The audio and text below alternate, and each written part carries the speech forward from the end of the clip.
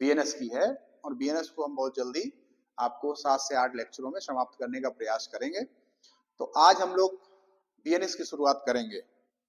तो बीएनएस की शुरुआत करने से पहले हम लोग ये जान लें कि हमारे देश में सभी न्यायिक एजेंसियां, जो भी न्यायिक कार्य में लोग लगे थे वो लोग, और दूसरा पुलिस जो इन्वेस्टिगेशन के कामों में लगी थी, वो सभी अपना काम बड़े ठीक ढंग से कर रहे थे। कानून का क्रियान्वयन ठीक चल रहा था। लेकिन ऐसी कौन सी परिस्थितियां आई कि हमारे देश के 3 जो मेजर एक्ट हैं उनको बदलना पड़ा, उसकी क्या आवश्यकता पड़ी? तो आप सभी लोग जानते हैं, इसकी पृष्ठभूमि मैं आपको बता रहा हूं कि आखिर 3 नए कानून बनाने की आवश्यकता क्यों पड़ी। तो आप लोग रोज देख रहे हैं कि हमारा देश रोज नए नए आयामों को गढ़ रहा है। भारत शिखर पर है। दुनिया के बहुत सारे देश, बहुत सारी ताकतें हमारे देश का लोहा मान रही हैं। हमारा देश आज नई ऊंचाइयों पर जा रहा है। और जब इतना सब कुछ हमारे देश में परिवर्तन होने के बाद भी जब हमारे देश के कानूनविद किसी सम्मेलन में प्रतिभाग करने के लिए कहीं बाहर जाते थे, तो उनको अपने यहाँ जो कानून प्रचलित थे उनकी वजह से बड़ी आत्मग्लानि का सामना करना पड़ता था। उनको शर्मिंदगी उठानी पड़ती थी। दूसरे अन्य कंट्रियों के लोग ये आक्षेप करते थे कि आपका देश तो आजाद हो गया था 1947 में, लेकिन आपके देश में आज भी वही कानून चल रहे हैं जो अंग्रेजों द्वारा बनाए गए थे, यानी कि 1860 का बना हुआ आईपीसी, भारतीय दंड संहिता, दंड प्रक्रिया संहिता और भारतीय साक्ष्य अधिनियम के बारे में। इस भावना से हमारे जो देश के कानूनविद थे वो काफी परेशानी महसूस करते थे, और इस परेशानी को एक बार साहस करके हमारे देश के कानूनविद जो हैं उन लोगों ने हमारे देश के गृह मंत्री श्री अमित शाह जी से इस बारे में अनुरोध किया कि अगर हमारे देश के कानून अपग्रेड हो जाते, नए हो जाते, पूर्णतया हमारे भारतीय हो जाते, इस दिशा में कुछ कार्यक्रम चलाया जाए। तो आप सभी लोग जानते हैं कि गृह मंत्री जी हमारे इस क्षेत्र में विशेष रुचि रखते हैं, और उन्होंने एक निर्णय लिया कि आप लोग प्रयास करिए और हम आपके प्रयास के साथ हैं और हम आपका सहयोग करेंगे, और रूपरेखा बनाइए कि किस तरीके से इन तीनों कानूनों का नए रूप में सृजन किया जा सकता है। तो इसके बाद ये बात शुरू हुई वर्ष 2019 से। वर्ष 2019 में ही इस बात की चर्चा हुई, और 2019 के बाद गृह मंत्रालय से जितनी भी देश की सेंट्रल यूनिवर्सिटीज हैं, लॉ यूनिवर्सिटीज, जितने भी चीफ मिनिस्टर्स हैं, जितने भी राज्यपाल हैं, केंद्र शासित प्रदेशों के उपराज्यपालों को, और बीपीआरडी के माध्यम से जिले के पुलिस कप्तानों को, पुलिस और जिलाधिकारियों को, और दूसरा सदन में, पार्लियामेंट में मेंबरों से, सबको पत्राचार करके इन नए कानून के सृजन के बारे में सहयोग मांगा गया, उनकी राय मांगी गई, उनसे सुझाव मांगे गए। इसके परिप्रेक्ष्य में लगभग 3200 सुझाव प्राप्त हुए। 3200 सुझाव प्राप्त हुए, और इन सुझावों के बाद गृह मंत्री जी द्वारा एक केंद्रीय लॉ यूनिवर्सिटी के वाइस चांसलर, दिल्ली के वाइस चांसलर को इसका अध्यक्ष बनाकर, और उनको एक कमेटी बनाई गई जिन्होंने इस पर काम किया। और आपने जैसे देखा कि ये बिल या ये एक्ट या ये कानून तीनों बनकर तो तैयार हो गए थे अगस्त के महीने में ही, अगस्त 2023 में ही। लेकिन संसद में जब इनको लाया गया तो उस समय कुछ छोटी मोटी त्रुटियां थी, जिसकी वजह से इनको वापस किया गया। इसके बाद आप सबको पता है कि 25 दिसंबर 2023 को ये बिल संसद से भी पास हो गया, ये कानून संसद से भी पास हो गए, और इसके बाद हमारे देश की राष्ट्रपति महोदया से भी इसको एसेंट, अनुमति मिल गई, और अनुमति के बाद ये पूर्णतया कानून बन गया। और आप सबको बड़ा हर्ष का विषय है कि ये 1 जुलाई 2024 को संपूर्ण भारत में ये तीनों कानून प्रभावी रूप से लागू कर दिए गए। तो आप सबके दिमाग में ये बात आ रही है कि ये जो 6 माह का समय है, क्योंकि कानून जो था वो 25 दिसंबर 2023 को ही बन गया था, लेकिन लागू होने में 6 महीने का समय क्यों, अंतराल क्यों हुआ? तो सबको मैं बताना चाहूंगा कि आप सब लोग जानते हैं कि जितनी भी न्यायिक एजेंसियां, जो न्यायिक कार्य में लगे हुए कर्मचारी, अधिकारी, जजेस, जुडिशियरी जो हमारी है, पुलिस कर्मचारी, अधिकारी जो इन्वेस्टिगेशन का काम करते हैं, हमारे थानों में एफआईआर पंजीकरण का जो काम देखते हैं, सीसीटीवी सॉफ्टवेयर उसका जो है उसको अपग्रेड करने के लिए, बहुत सारे लोगों को इन सबको प्रशिक्षित करने के लिए, नए कानून की जानकारी देने के लिए और कैसे कैसे ये क्रियान्वयन होगा इसका, इस उद्देश्य से ये 6 महीने का समय लिया गया और इस 6 महीने में पूरी तैयारी की गई। और जब पूरी तैयारी हो गई, सारी जगह सभी व्यवस्थाएं ठीक हो गई, सीसीटीवी सॉफ्टवेयर में भी अपग्रेड हो गया, आईपीसी की धाराओं को हटाकर बीएनएस की धाराएं हो गई, नए कानून की धाराएं हो गई। तो ये 1 जुलाई 2024 को प्रभावी तरीके से इसको लागू कर दिया गया। तो ये बात तो थी कि आखिर 3 नए कानूनों की आवश्यकता क्यों पड़ी और कैसे कैसे इन 3 नए कानूनों का सृजन हुआ और किस प्रकार से ये 3 नए कानून बनकर तैयार हुए और किस डेट से आपके देश में प्रभावी हो गए। इसके पहले, बीएनएस के पहले जो लोग एकदम से कानूनी क्षेत्र में नए हैं, उनको भी मैं बताना चाहूंगा कि बीएनएस से पहले अपने देश में कौन सा कानून प्रचलित था। तो उस कानून के बारे में थोड़ी सी रूपरेखा मैं आप लोगों को बता दूं कि पहले भारतीय दंड संहिता, इंडियन पेनल कोड आईपीसी 1860 में जो बनकर तैयार हुई थी और इसके बाद 1862 से ये आपके देश में प्रभावी थी। इसको डिजाइन करने वाले लॉर्ड मैकाले ब्रिटिश काल के व्यक्ति थे, जिन्होंने कई कानूनों को ड्राफ्ट किया था, लेकिन उनका ये कानून जो है ये इन्होंने तैयार तो कर लिया था 1835 में ही, 33 में ही लिख के तैयार कर लिया था, लेकिन लागू हुआ ये 1862 में। इसका मुख्य कारण ये रहा कि 1857 का जो विद्रोह हुआ था, उस समय ब्रिटिश हुकूमत को ये महसूस हुआ था कि जनता के लिए कुछ नियम कायदे कानून ऐसे बनाए जाएं जिससे क्या हो कि जो देश को गवर्न करने का सिस्टम है वो प्रॉपर्ली चल सके। इसलिए जो ब्रिटिश हुकूमत थी उसने 1862 में, 1857 की क्रांति के विद्रोह के बाद 1862 में इसको प्रभावी तरीके से लागू करने का निर्णय लिया और लागू किया। तो आईपीसी जो भारतीय दंड संहिता थी उसमें क्या था कि कुल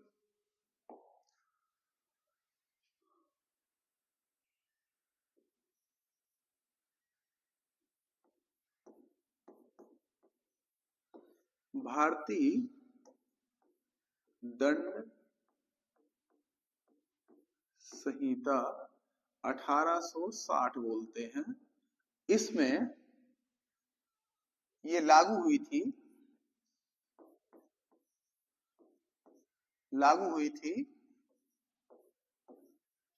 1 जनवरी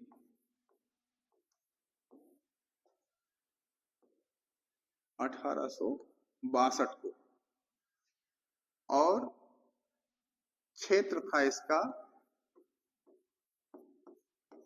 इसका था जम्मू कश्मीर को छोड़कर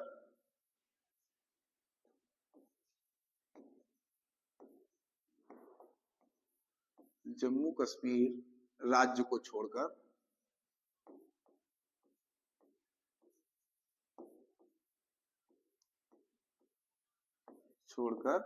संपूर्ण भारत में।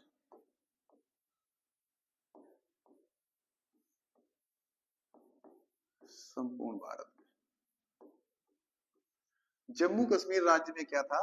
जम्मू कश्मीर में कौन सा कानून लागू था?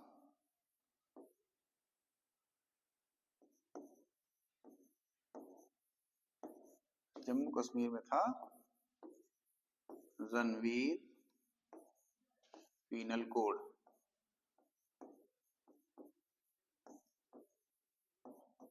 वहां का एक कानून अलग से लागू था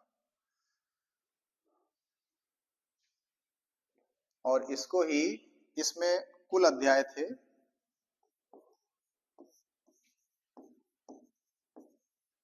इसके कुल चैप्टर थे 23 और कुल धाराएं थी इसमें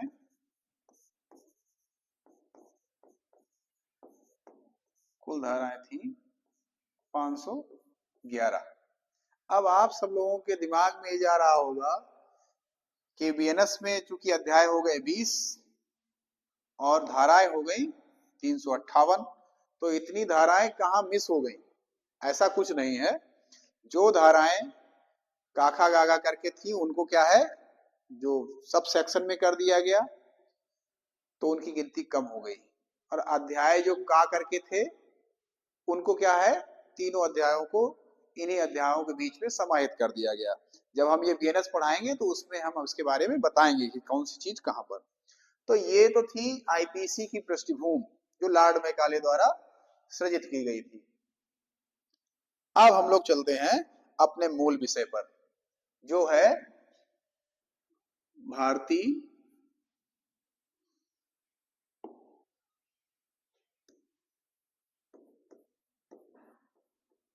भारतीय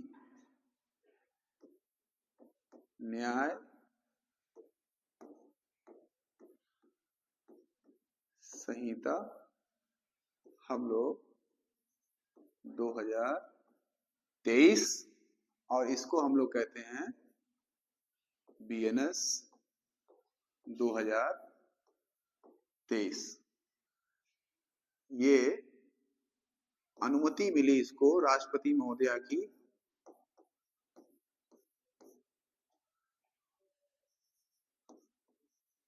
25 दिसंबर 2023 को, और लागू हुई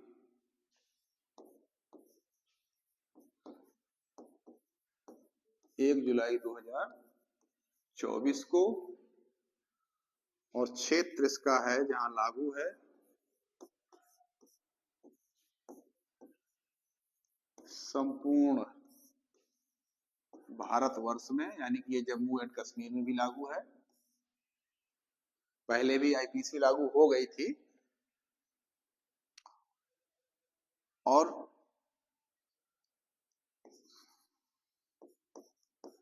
धारा 106 का 2 को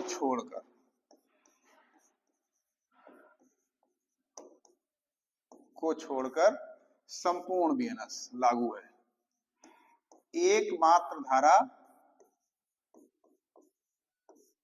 बीएनएस में लागू नहीं है, वो है धारा 106 का 2, और ये धारा बताती है हिट एंड रन। सबने देखा होगा हिट एंड रन, आप सभी ने देखा होगा कि जब ये कानून लागू हो रहे थे तो उसके पहले हमारे देश के चालकों ने एक बहुत बड़ा आंदोलन किया था, और वो आंदोलन इसी बात को लेकर था कि इस धारा में हिट एंड रन के मामलों में सजा 10 वर्ष कर दी गई थी, जिसका विरोध हमारे देश के चालकों द्वारा किया जा रहा था। तो उनके दबाव के कारण, आंदोलन के कारण क्या है, सरकार ने ये माना कि इस पर पुनर्विचार किया जाएगा और बाद में जैसा उचित समझा जाएगा और इसको लागू किया जाएगा। इसकी वजह से ये धारा लागू नहीं हो सकी। लेकिन मैं एक अनुरोध करूंगा चालक बंधुओं से या समाज के अन्य जागरूक लोगों से कि ये धारा बड़ी अच्छी धारा थी। इससे क्या है, आज के समय में जो भारतवर्ष में सबसे ज्यादा लोगों की डेथ हो रही है वो एक्सीडेंट से ही हो रही है। इसका आंकड़ा इतना ज्यादा हो गया है कि रोज आए दिन हम लोग न्यूज़पेपरों में, टेलीविजन में, खबरों में, सब जगह देख रहे हैं कि एक्सीडेंट की घटनाएं दिन प्रतिदिन कितनी बढ़ती जा रही हैं और इसके कारण हमारे देश के नौजवान से लेकर बुजुर्ग तक लोगों को इसका सामना करना पड़ रहा है, जान गंवानी पड़ रही है। अगर ये कठोर कानून रहता तो शायद है कि इन घटनाओं पर भी लगाम लगाई जा सके, इन घटनाओं को कम तो किया ही जा सकता है, ऐसा मेरा विश्वास है। तो मैं चाहूंगा कि भविष्य में वो चालक बंधु भी इस बात पर विचार करें, क्योंकि जब तक ऐसी परिस्थितियां अपने परिवार से होकर नहीं गुजरती हैं, तब तक क्या है कि लोगों को वो कानून अच्छे नहीं लगते हैं या वो बनाए हुए नियम कायदे कानून अच्छे नहीं लगते हैं। और जब अपने ऊपर बीतती है तो जरूर ऐसी चीजें महसूस करते हैं कि ये कानून ठीक था। जब उनको ऐसे अपने परिवार से जुड़े हुए मामलों में कभी ऐसा फेस करना पड़ेगा तो उन लोगों को इन चीजों की जो कमी है वो महसूस होगी कि ऐसा होना चाहिए था।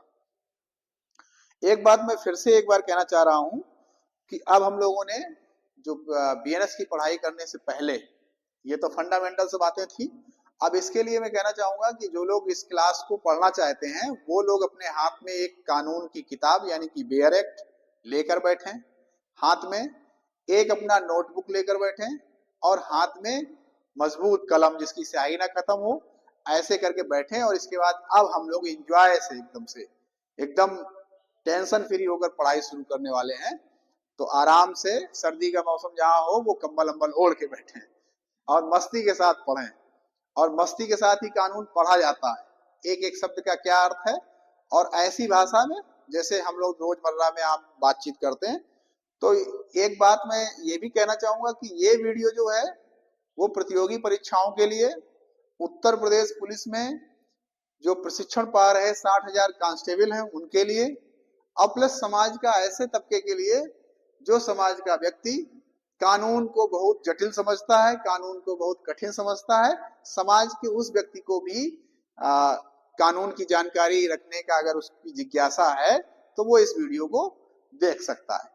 तो ठीक है, जो लोग तैयारी करने वाले हैं वो लोग कलम, रजिस्टर और एक बेयर एक्ट की बुक, अगर बेयर एक्ट की बुक नहीं है तो अगला वीडियो हमारा आने से पहले आप लोग एक बेयर एक्ट की बुक खरीद लेंगे और हाथ में लेकर हमेशा बैठेंगे।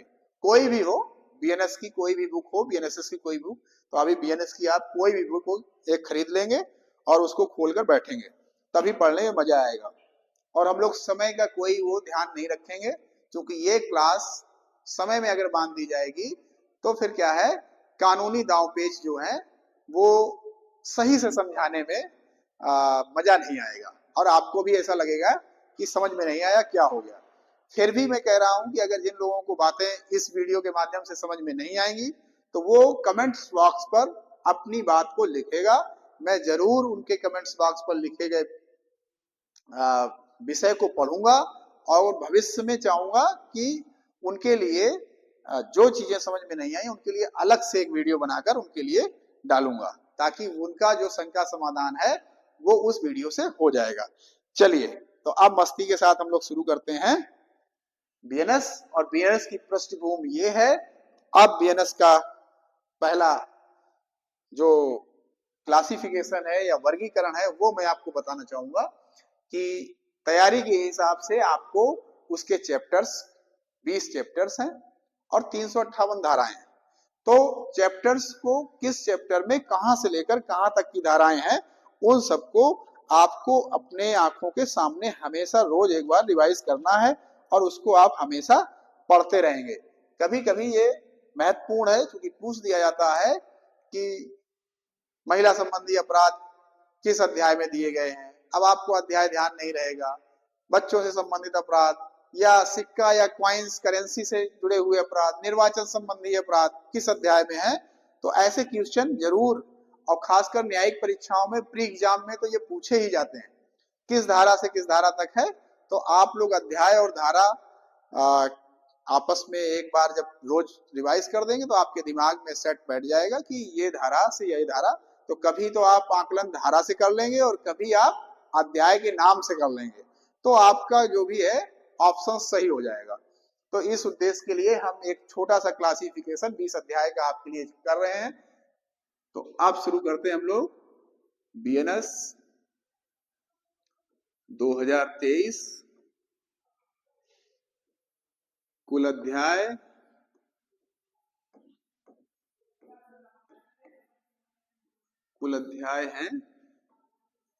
20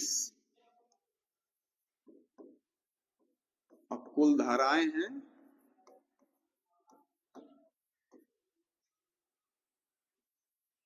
358। अब हम इन अध्याय की बात करेंगे।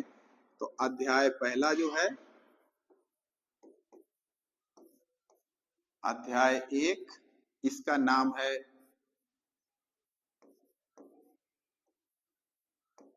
प्रारंभिक प्रीलिमिनरी, और इसमें धारा जो है वो धाराएं हैं धारा 1 से 3 तक। आपको ये भी याद रखना है साथ में कि पहले अध्याय में हम धारा कहां से कहां तक पढ़ेंगे। और जो अध्याय, तो इसके आगे है 7 नंबर। 7 में क्या दिया गया है? 7 में है आपका बेईमानी से।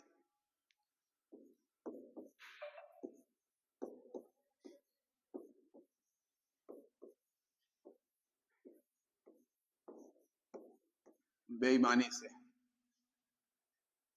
बेईमानी से क्या तात्पर्य है? सब लोग जान रहे हैं डिसऑनेस्टी। कोई किसी के साथ कोई कार्य करता है और वो उसकी नीयत ठीक नहीं है और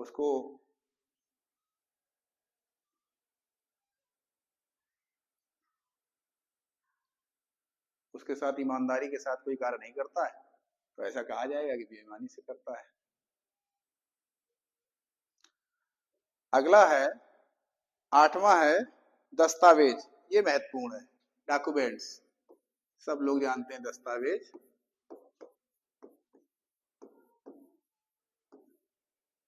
अब दस्तावेज का तात्पर्य केवल आपका केवल कागज से लेकर मतलब नहीं है। दस्तावेज वो सभी चीजें हैं जो शिलालेख पर, किसी स्थान पर, किसी भाषा में, शब्द में, अक्षर में, काउंटिंग गिनती में, या कोई चिन्ह बनाए गए हों किसी समय के, तो शिलालेखों पर, किसी दीवालों पर या किसी भी स्थान पर ऐसा कुछ मिलता है तो वो सारा डॉक्यूमेंट्स की श्रेणी में आएगा, उसको कहा जाएगा दस्तावेज। अगला है कपटपूर्वक।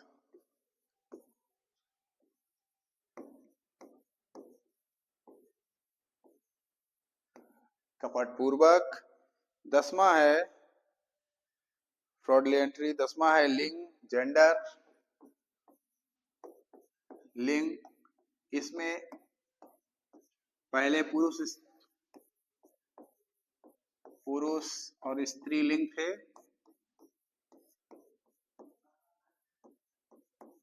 स्त्रीलिंग थे। अब इसी में ट्रांसजेंडर को भी जगह दे दी गई है, उभयलिंग। ये इसमें नया जोड़ा गया है। इसके बाद है 11 सद्भाव पूर्वक। 11 है सद्भाव पूर्वक। गुड फेथ में कोई काम किया जाता है उसको कहा जाएगा सद्भाव पूर्वक कोई कार्य किया गया है। गुड फेथ में कोई काम किया जाएगा किसी के, जैसे कि जो काम पूरी सतर्कता और ज्ञान के साथ ध्यान से किया जाएगा वो कहा जाएगा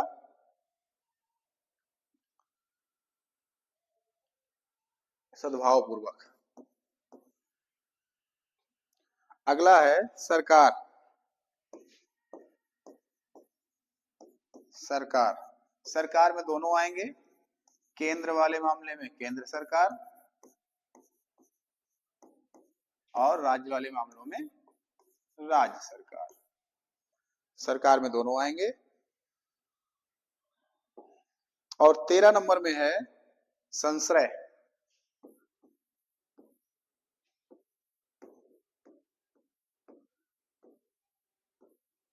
हार्बर, संश्रय, हार्बर। संश्रय से तात्पर्य क्या है कि किसी व्यक्ति को पनाह देना, यानी कि कोई भी ऐसा अपराधी है जो भागा हुआ है या कोई अपराध करके आया है। तो ऐसी परिस्थितियों में क्या है कि उसको भोजन, पानी, उसको लिए वाहन, किराया, उसके घर रहने के लिए घर, ये सब उपलब्ध कराना संश्रय यानी कि आश्रय देना की श्रेणी में आएगा। इसमें एक चीज की छूट है, एक व्यक्ति को इसमें छूट प्रदान की गई है कि किसी व्यक्ति की अगर पत्नी या पति और पत्नी में अगर कोई व्यक्ति ऐसा है तो उसको इससे छूट दी गई है कि उसको आरोपी नहीं समझा जाएगा। जैसे कोई भी व्यक्ति है, कोई मर्डर करके आ रहा है, कोई घटना करके आ रहा है और घर में आया और पत्नी से बोला कि ये कपड़े जो मेरे हैं खून लगे हुए ये सब हटा दो, धुल दो, और पत्नी ने उससे पूछा कि आखिर क्या हुआ, तो उसने बताया कि मैं खून करके आ रहा हूं।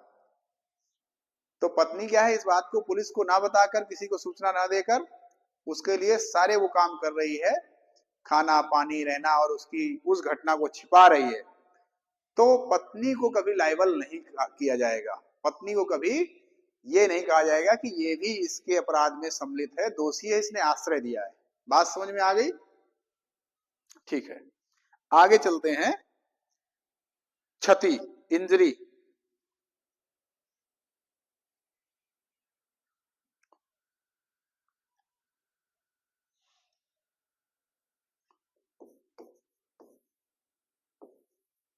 और क्षति जो है वो 4 प्रकार से होती है। किस किस चीज की क्षति होगी? शरीर की, शारीरिक क्षति होगी, मन की, आपकी ख्याति की क्षति हो सकती है, और संपत्ति की।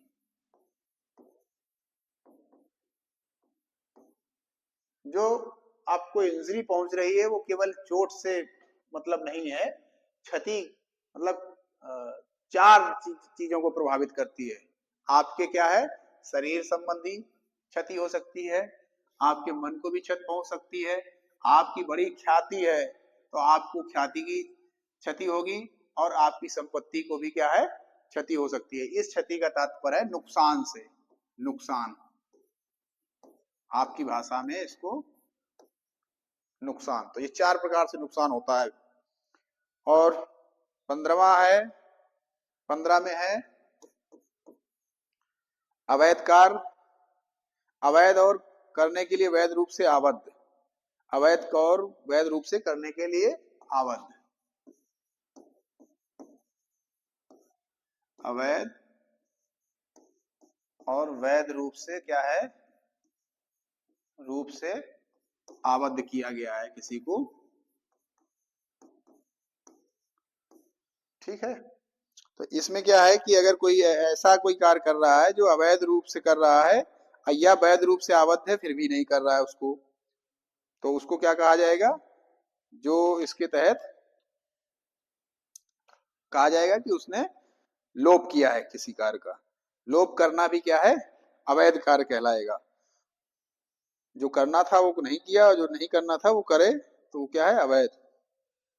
अगला है 16 नंबर में न्यायाधीश, जज। न्यायाधीश से क्या तात्पर्य है, कोई ऐसा व्यक्ति जो न्यायिक कार्य करने के लिए वहां पे बैठा है, निर्णय देने के लिए। एक अदालत है जहां पे वो न्यायिक निर्णय ले रहा है, फैसला दे रहा है, वो जज साहब हो गए। इसके बाद है जीवन, 17 में है जीवन। और यहां जीवन से तात्पर्य है मानव जीवन से, मानव जीवन से मतलब है। और इसके बाद है आपका 18 में स्थानीय विधि।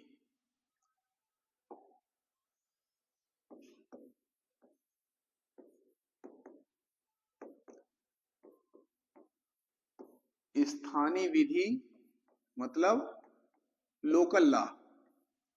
लोकल लॉ का मतलब किसी क्षेत्र विशेष के लिए, जिस क्षेत्र में जैसे व्यक्तियों को किसी क्षेत्र विशेष के लिए, बाढ़ग्रस्त क्षेत्र हैं, किसी आपदाग्रस्त हैं, नक्सलाइड एरिया है, ऐसे विशेष क्षेत्रों के लिए कोई विशेष कानून, विशेष नहीं वो स्पेशल हो जाएगा, स्थानीय लोकल।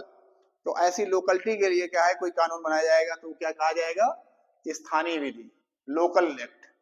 और 19 में है आपका पुरुष। अब पुरुष से क्या तात्पर्य है? इस कानून में पुरुष से मतलब है कोई भी मानव नर, मानव नर से मतलब है। और 20 में है मास और वर्ष, मास और वर्ष। ये कहां से लिया गया है? ग्रेगोरियन कैलेंडर से जो लिया गया है वही इसमें मास और वर्ष माना जाएगा। ये है अगला 21 है जंगम संपत्ति। ये महत्वपूर्ण है, इसको आप लोग इंपॉर्टेंट लिख लें। जंगम संपत्ति, जंगम संपत्ति की परिभाषा जब आप बीएनएस में पढ़ेंगे तो थोड़ा सा आपको उल्टा सी लगेगी, लेकिन हम इसको बता दे रहे हैं एक ही लाइन में कि जमीन को, जमीन व जमीन से जकड़ी हुई कोई भी चीज या बंधी हुई कोई भी चीज, बंधी हुई कोई भी वस्तु, कोई भी वस्तु क्या है? जंगम संपत्ति है, यानी कि मूवेबल प्रॉपर्टी है। और 22 में है आपके वचन, 22 में है वचन। वचन का तात्पर्य यहाँ पर है कि जहां एक वचन होगा वहां बहुवचन समझ लेंगे, जहां बहुवचन होगा उसको एक वचन समझ लेंगे। अगला है 23 नंबर। 23 में है शपथ, ओथ। आपको समय समय पर क्या है बॉन्ड डाउन किया गया है, आपको गवाही देना रहेगा, तो वहां क्या है शपथ पूर्वक गवाही देता हूं, तो आपको वहां पर शपथ लेनी रहेगी। अगला है अपराध, 24। 24 में है अपराध, और ये भी महत्वपूर्ण है। और अपराध की डेफिनेशन क्या है कि कोई कार्य जिसके लिए आप नियुक्त किए गए हैं वो ना करें, और जिसके लिए नहीं किए गए हैं उसका कार्य करें जिसके लिए आप नियुक्त नहीं किए गए हैं, और कोई ऐसा कार्य ना करें, कार्य का लोप करें जिसके लिए नियुक्त किए गए हैं, तो वो क्या कहलाएगा? अपराध। और 25 नंबर में है धारा सब सेक्शन 25। 25 में है लोप, यही कि जिस काम के लिए आपको नियुक्त किया गया है और उसको आप नहीं कर रहे हैं तो कहा जाएगा कि आप कार्यों का लोप कर रहे हैं। 26 में है व्यक्ति,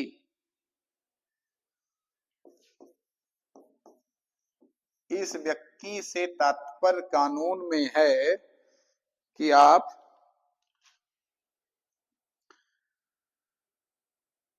किसी कंपनी, ऐसा समझा जाएगा कंपनी को भी कि एक व्यक्ति है, निगम कोई है, संगठन है, निकाय इकाय हैं, वो सब चीजें क्या है ऐसे समझा जाएगा कि वो क्या है व्यक्ति। और 27 में आपको दिया गया है लोक।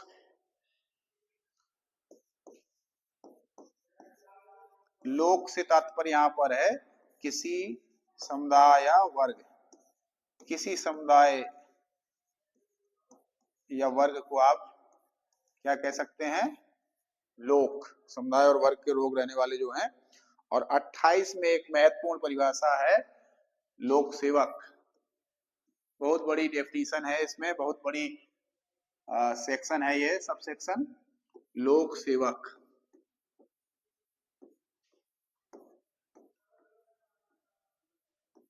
लोक सेवक क्या है? तो एक लाइन में परिभाषा ये है कि सारे जो सभी इस समय सेना, नौसेना, जज और माननीय मुख्यमंत्री जी, ग्राम प्रधान, पुलिस, जो भी है वो सब क्या है? लोक सेवक। अब एक शब्द में, एक लाइन में अगर आपको इस परिभाषा देनी हो तो कहेंगे कि जितने भी लोग अपने कार्य के बदले सरकार से वेतन प्राप्त करते हैं, वेतन भोगी हैं, जो सरकार उनको काम के बदले वेतन देती है, वो सभी लोक सेवक हैं। ये इंपॉर्टेंट है, बहुत पूछी जाती है।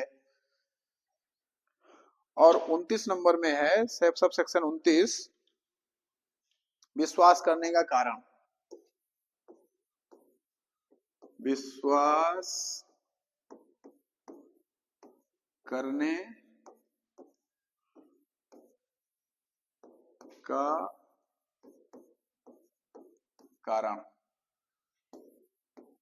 और 30 है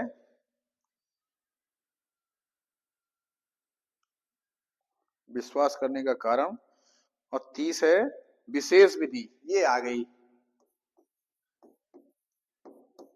विशेष विधि, मतलब स्पेशल लॉ। ये विशेष क्षेत्रों के लिए या विशेष कोई ऐसी घटना हुई हो, जैसे मान लीजिए अभी कोविड काल का दौर आया, और कोविड काल के लिए कोविड से जुड़ा हुआ कोई कानून अगर बनाया जाता तो ये कहा जाता कि ये क्या है, स्पेशल लॉ है, विशेष विधि है। विशेष कार्य के लिए जब कोई कानून बनाया जाए। अगला है मूल्यवान प्रतिभूति। ये भी बहुत पूछा जाता है, नाम से स्पष्ट है, कोई वैल्यूएबल चीज है, मूल्यवान प्रतिभूति। और 32 में है, 32 में है जलयान, जो जल मार्ग के माध्यम से क्या कर रहे हैं, संपत्ति या मानव के क्या है, प्रभरण का साधन है, आने जाने का साधन है। और 33 नंबर है स्वेच्छा। स्वेच्छा मतलब वॉलंटरियली स्वेच्छा। स्वेच्छा, कोई व्यक्ति किसी परिणाम को स्वेच्छा कारित करता है तब ये कहा जाता है जब वह उसे उन साधनों द्वारा कारित करता है जिसके द्वारा उसे कारित करना या उसके कारित करने का आशय था, उन साधनों द्वारा कारित करता है जिन साधनों को काम में लाते समय वह ये जानता था या विश्वास करने का कारण रखता था कि उसने उनसे उसका कारित होना संभाव्य है। यानी कि जैसे कि एक उदाहरण समझ लीजिए कि ऐसे कारणों को जो ये स्वेच्छा है, मतलब उसने अपनी इच्छा से ऐसा कार्य किया है। एक उदाहरण के रूप में देख लीजिए कि जैसे कोई भी व्यक्ति है किसी मकान में चोरी करने की योजना बना रहा है, डकैती डालने की, और क्या किया उसने, उस मकान में आग लगा दी कि आग लगाएंगे और इसके बाद सब भाग जाएंगे और हम क्या करेंगे, सामान को लूट के चले जाएंगे। लेकिन हुआ क्या, जैसे ही उसने आग लगाई, उसके घर में जो लोग सो रहे थे तो घर का मालिक सोते ही उस आग में जल गया और जल के उसकी मृत्यु हो गई। तो अब क्या होगा, अब उसको अपना ये कारण पता था, उसको पहले से ये जानकारी थी कि आग लगाने से उस व्यक्ति की डेथ भी हो सकती है। तो अब वो ये नहीं, ये कहा जाएगा कि उसने स्वेच्छा ऐसी कार्य किया है, यानी कि अब वो हत्या का दोषी होगा, क्योंकि उसको ये पता था कि आग लगाने से आदमी इसके अंदर है तो वो मर भी सकता है, जल भी सकता है। तो इसलिए ये स्वेच्छा की श्रेणी में आएगा कि स्वेच्छा किया गया कार्य। इसके बाद है 34 बिल। बिल मतलब वसीयत, जो जीवन काल में लोग लिखते हैं, बिल। बिल का मतलब आप वसीयत से समझ लीजिए, जितनी भी वसीयत होती है वो सब बिल की श्रेणी में आती हैं। 35 में है महिला। महिला से तात्पर्य क्या है, मानव नारी से, मानव नारी से।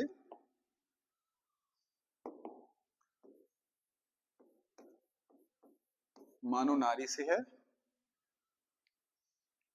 और अगला है आपका सदोष अभिलाप।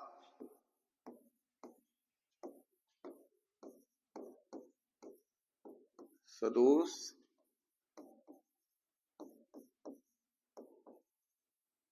अभिलाप।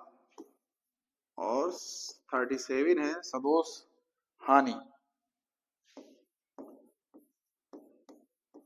दोनों एक दूसरे के पूरक हैं, एक को लाभ होगा तो एक को हानि होगी।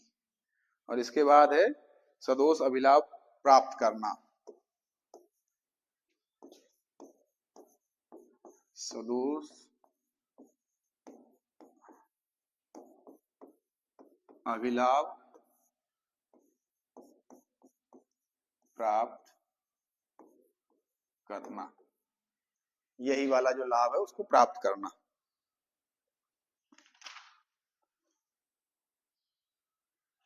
और 39 में है उन शब्दों और पदों के जो इसमें प्रयुक्त हैं, यानी कि 39 में है कि जो शब्द इसमें प्रयोग हैं, किसमें, बीएनएस में, और इसके और कुछ ऐसे शब्द हैं जो इसमें परिभाषित नहीं है, किसमें, बीएनएस में, कुछ हैं और कुछ नहीं है। और ये कहां कहां दिए गए हैं, या तो बीएनएसएस में दिए गए हैं ऐसी परिभाषाएं, बीएनएसएस में है, या सूचना प्रौद्योगिकी एक्ट में है। उसमें जो कुछ भी लिखा गया है उसको भी माना जाएगा। यानी कि कुछ चीजें ऐसी हैं कि जो बीएनएस में छूट गई हैं, हर एक चीज की डेफिनेशन बीएनएस में नहीं है। तो कुछ परिभाषाएं कहाँ हैं, बीएनएसएस में है। कुछ परिभाषाएं कहाँ मिलेंगी, जो आपका प्रौद्योगिकी अधिनियम है। प्रौद्योगिकी अधिनियम का जिक्र इसलिए किया जा रहा है कि बहुत सारी नई चीजें क्या हैं, टेक्नोलॉजी से जुड़ी हैं, मोबाइल से जुड़ी हैं, कंप्यूटर लैपटॉप से जुड़ी हैं, और वो आज के समय में अपराध हैं।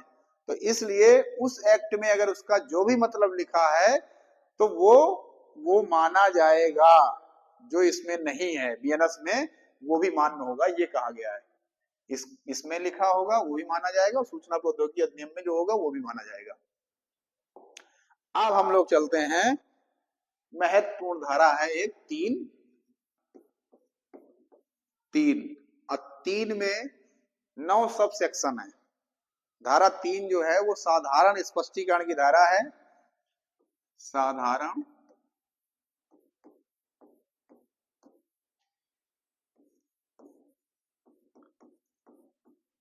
स्पष्टीकरण, और इसके सब सेक्शन 9 है, और हम एक एक करके आपको बता रहे हैं। तो पहले में कहा गया है, जो इसका सब सेक्शन पहला है, उसमें कहा गया है कि केस संहिता में सर्वत्र अपराध की प्रत्येक परिभाषा, प्रत्येक दंड, उपबंध, यानी कि कोई अपराध, कोई परिभाषा, कोई दृष्टांत साधारण अपवाद के शीर्षक में इस अध्याय में पूरी बीएनएस में ऐसे शब्द जो आएंगे, क्या, कोई अपराध आएगा, परिभाषा दी होगी, परिभाषा होगी, दृष्टांत होंगे, ये सब क्या है, ये दिए तो एक जगह होंगे, लेकिन आपको क्या है, हर धारा के साथ तो नहीं जोड़ा जाएगा। तो आपको ये मान लेना है कि ये हर धारा के साथ जुड़े हैं ये सब चीजें। जैसे जैसे एक सेक्शन है बीएनएस में कि 7 वर्ष के से कम आयु के बच्चे द्वारा किया गया कोई भी कार्य अपराध नहीं है। तो अब आपको क्या सोच, अब वो किसी भी मामले में अगर ऐसा जुड़ा होगा तो आप ये मान लेंगे कि 7 वर्ष से अगर कम का आयु का बच्चा है तो क्या है, उसके द्वारा किसी प्रकार का कोई अपराध नहीं किया गया है, उसकी एफआईआर नहीं होगी, उसका ट्रायल नहीं होगा। ठीक, मतलब नहीं समझ में आया? स्पष्ट है कि इसमें जो जो चीजें ऐसी दे दी गई हैं उनको क्या है, ऐसा समझा जाएगा कि वो सबके साथ जुड़ी हैं, सबकी जगह पढ़ा जाए, ये नहीं कि केवल यहीं पे लिखा है बस वही मान लिया गया। तो ऐसा अगर कोई कुछ होता है तो आप क्या करेंगे, उसको हर जगह समझेंगे। इसमें एक इलस्ट्रेशन दी हुई है, इलस्ट्रेशन है कि अगर का एक पुलिस अधिकारी है और वो वारंट के बिना किसी को गिरफ्तार करना चाहता है, वारंट के बिना किसी हत्यारे को गिरफ्तार कर लिया, तो ये नहीं कहा जाएगा कि आपने वारंट के बिना किसी हत्यारे को गिरफ्तार कर लिया तो आप सदोष परिरोध के दोषी हो गए, उसको अनलीगल कस्टडी में ले लिया, ऐसा नहीं कहा जाएगा। क्योंकि ये कानूनी प्रावधान है, प्रोविजन है कि विधि द्वारा आबद्ध व्यक्ति जो है वो गिरफ्तारी करने के लिए बाध्य है, वो करेगा, विधि द्वारा वो उसको आबद्ध किया गया है, नियुक्त किया गया है। तो इसलिए वो पुलिसकर्मी क्या है, किसी सदोष परिरोध का दोषी नहीं होगा। इसकी 3 का सब सेक्शन 2 है, और उसमें कहा गया है कि प्रत्येक पद जिसका स्पष्टीकरण इस संहिता में किसी भाग में किया गया है, इस संहिता के प्रत्येक भाग में उस स्पष्टीकरण के अनुरूप ही प्रयोग किया जाएगा।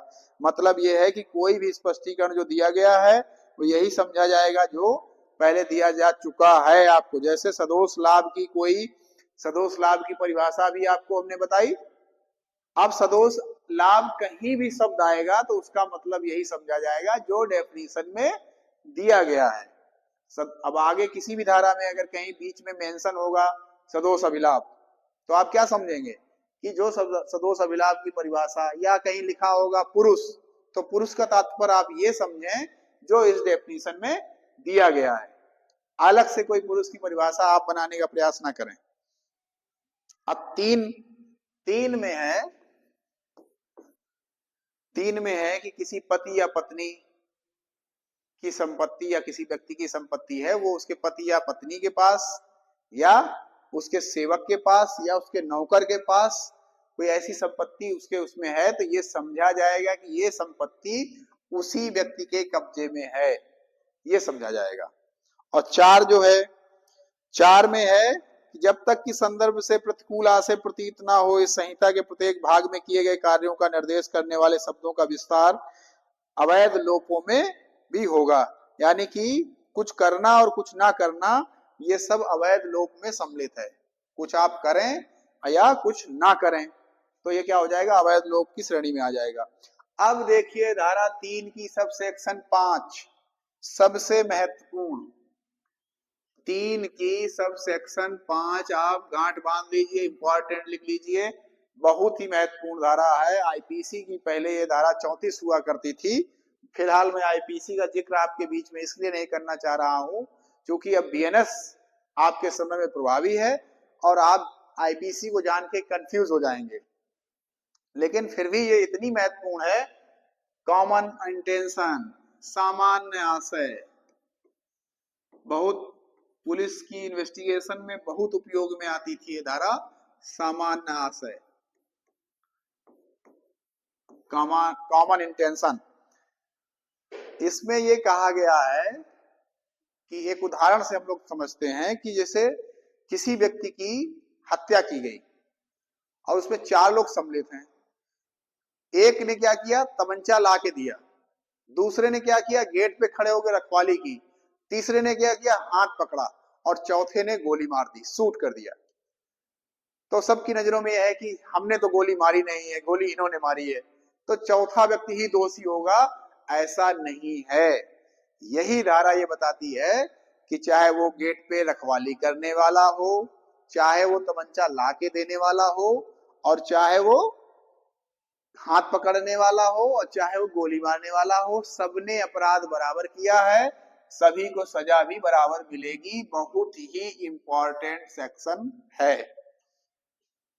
आगे चलिए, इसमें एक केस ला लिख लें। केस हुआ था एक, उस केस में कुछ डिसीजन दिया गया था कि सामान्य आशय कब होगा।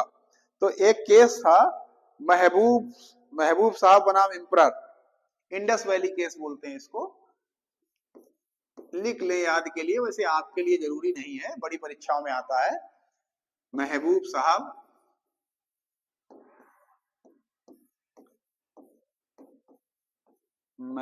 साहब वर्सेस एम्परर, इसको इंडस वैली केस भी बोलते हैं। इसमें यह था कि इसके लिए कॉमन इंटेंशन के लिए 3 चीजें सिद्ध करनी पड़ेंगी, साबित करनी पड़ेंगी।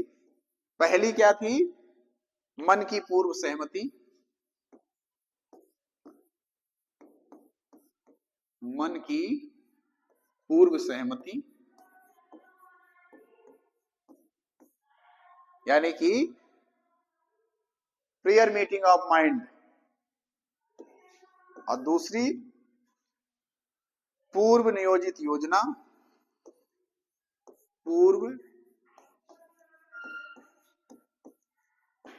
नियोजित योजना,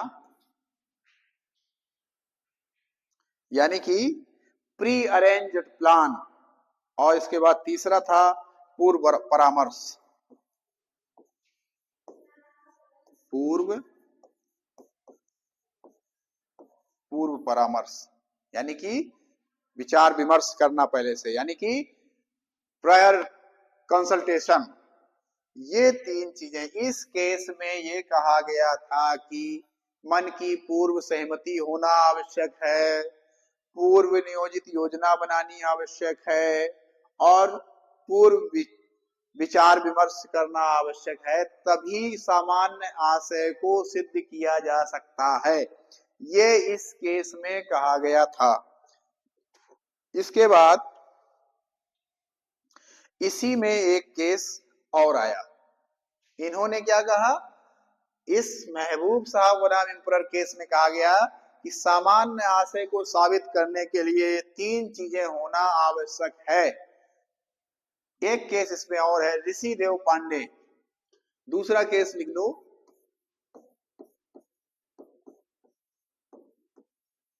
ऋषि देव पांडे, और ये अपना वर्सेस उत्तर प्रदेश राज्य से जुड़ा मामला है। ठीक है, तो इसमें ये कहा गया कि कॉमन इंटेंशन मौके पर भी पैदा हो सकती है। कॉमन इंटेंशन मौके पर भी पैदा हो सकती है। जैसे दो व्यक्ति आपस में यहाँ झगड़ रहे हैं, एक व्यक्ति किसी को पीट रहा है और उसके बगल से रास्ते से तीसरा व्यक्ति जो निकल रहा है वो उस व्यक्ति से दुश्मनी रखता है, पीटने वाले व्यक्ति से। तो उसने कहा कि पकड़ो, मारो और मारो, खींच के मारो, पकड़ो, हम भी मरवाते हैं।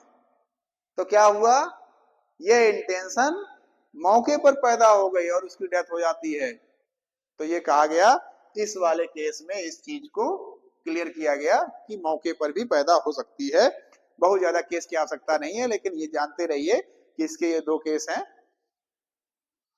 अगला है 3 का 6, 3 की सबसेक्शन 6, 3 की सबसेक्शन 6 ये कहता है कि कोई भी कार्य जो आपराधिक ज्ञान या आशय से किया जाएगा तभी अपराध समझा जाएगा और प्रत्येक व्यक्ति उसी हिसाब से उत्तरदायी होगा। 6 में जो है, जब भी कभी कोई कार्य जो आपराधिक ज्ञान और आशय से किए जाने के कारण होगा, यानी कि इसमें आपराधिक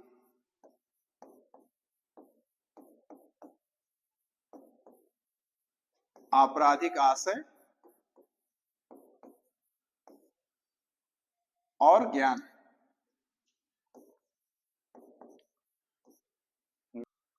आपराधिक आशय और ज्ञान होना चाहिए, तभी इसके तहत मानो वह कार्य उस ज्ञान या आशय से अकेले उसी व्यक्ति द्वारा किया गया है, ऐसा मान लिया जाएगा। 7 नंबर आ जाइए, 3 का 7,